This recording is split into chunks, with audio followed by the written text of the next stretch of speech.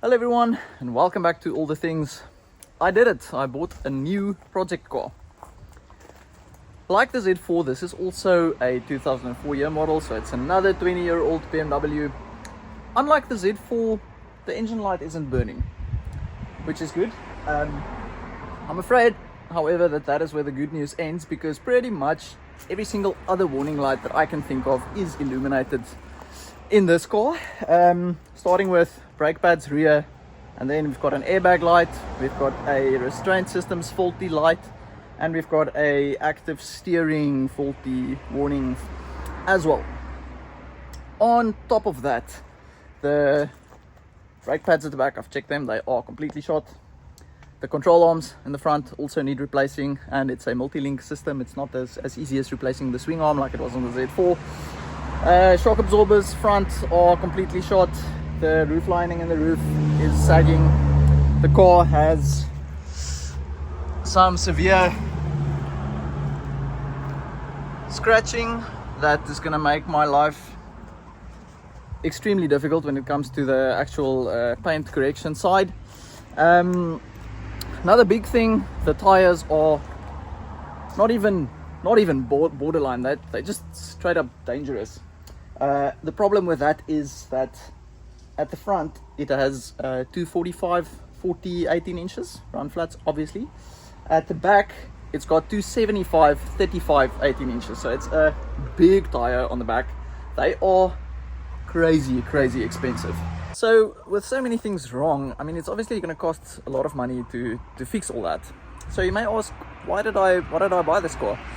Well, the answer is simple. It's a 545i, so that means it's got a 245 kilowatt V8 underneath the bonnet. And on top of that, it actually has the very rare and very sought after manual gearbox. Now, the manual gearbox is what makes this car special. The automatic boxes back in the day were really substandard compared to the things we have today, and the manual makes a car like this extremely engaging to drive and still relevant today. It also actually has a service history, though the last recorded service was somewhere in, I think, like 2021 or something. So it doesn't really mean much, except that I could actually verify the mileage, which is also on the low side for such an old car. It's got 176,000 kilometers on. The interior is also in a pretty good condition. It's got the grey leather interior, and once again, for a car this old, the seats are in quite a good shape. So is the dashboard and the steering wheel. It is quite dirty, so it's gonna take me a while to clean it up, but I'm really looking forward to seeing how the interior is gonna turn out once I am done with it. For now, that will have to wait though, because the first order of business will be to do just a basic service on the car.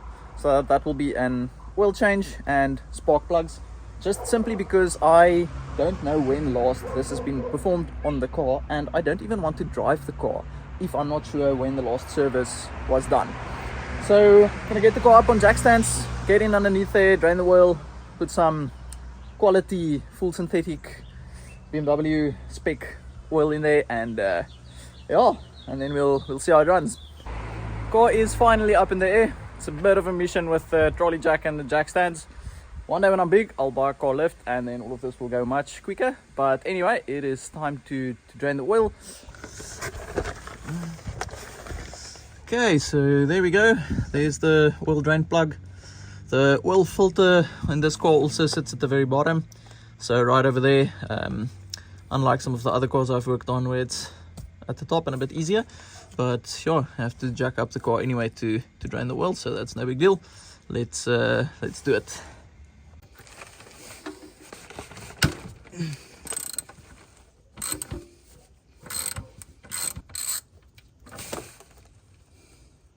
Okay, now the oil filter, it's actually got a little drain plug there in the filter cap. It needs to come out first.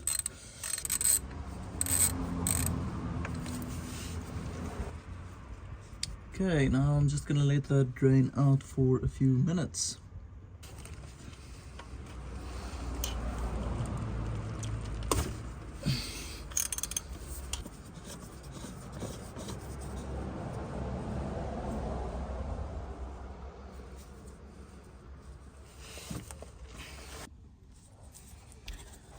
Okay,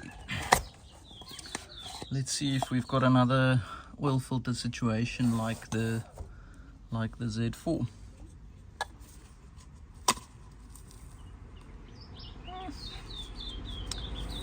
It is a lot better than the Z4, but it is still quite short. Luckily, no metal or any weird things that I can really see. So yeah, all good.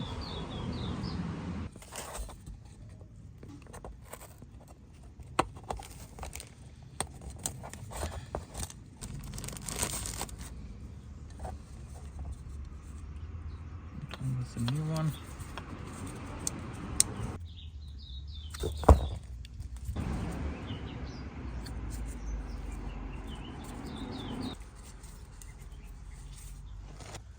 And in with the new one. That is what it's supposed to look like.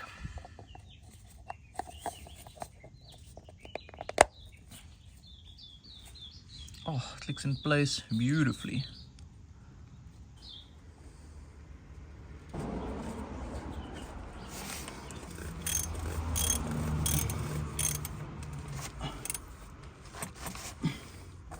Okay, and a brand new crash washer for the sump plug.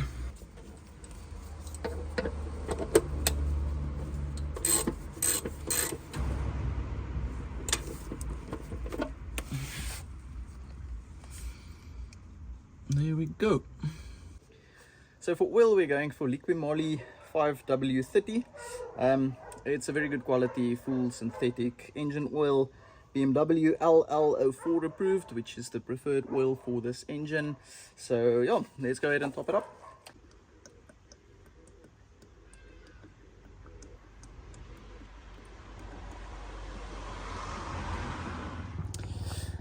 Okay, oil change done and dusted. I am feeling a lot better now. Because to be honest, I was a bit stressed about this Beamer. Unlike the M54 straight 6 in the Z4, these N62 engines are well known for not being so easy to live with and so reliable and so on. But after having inspected the condition of the oil, I am much more assured.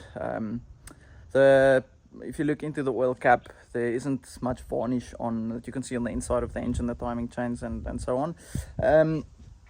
And also I've given the oil a lot of time to settle, and there doesn't seem to be any foreign materials or metal shavings or so. This is just air bubbles that you're seeing there, the little dots. It's nothing to be concerned about. Yeah, obviously, as you can see, the oil is quite dirty, but that is not the end of the world. It's got brand new oil in it now, so I'm super keen to take it for a proper spin. I didn't get to spark plugs today. We'll probably do that tomorrow, and yeah, then get a proper feel for how the engine runs. But I am so happy to be here. I'm gonna sleep well tonight. Changing the spark plugs in your car is normally not the most difficult thing to do. Normally you only need to take off a couple of engine covers, pull the ignition coils, and there you go. It was a bit more difficult in this specific car because the engine is actually so big and the engine bay is quite small. So I had to remove the airbox to make access a bit easier. It was also a bit challenging towards the back of the engine. There was very little room to work with. I had to remove a battery connector to be able to pull the ignition coil out to get access to the spark plug.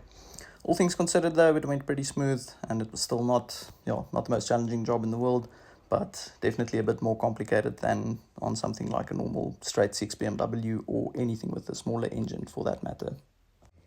The 4 cylinders on the other side of the engine were much of the same story.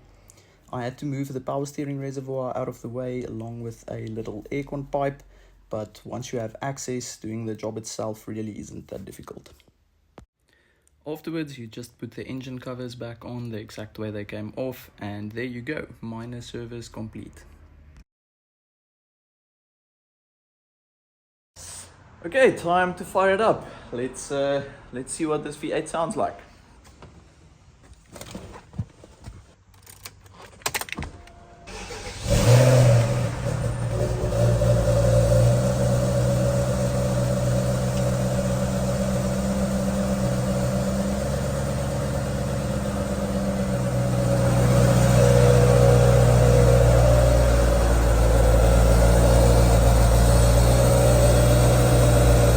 Okay, that's phase one complete with the 545. The engine is serviced and it's running beautifully. Next order of business would be to get it roadworthy, because like I said, not even is it not roadworthy at this stage. It's, I would argue, somewhat dangerous even with the tires and the brake pads being so worn out. So for the next video, that's what we will do. I am going to change out the brake pads, put on some fresh rubber, and maybe even control arms, and I'll see what else is urgent that needs doing.